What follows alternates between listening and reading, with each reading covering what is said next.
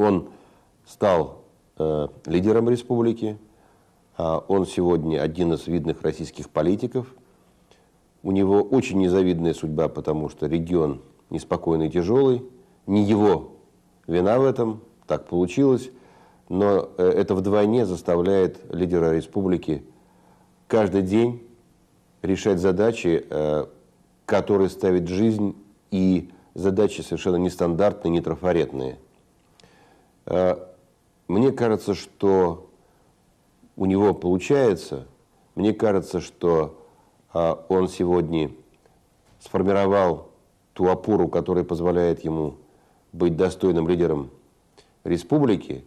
И я просто хочу ему сказать: Мурат, вперед, держись.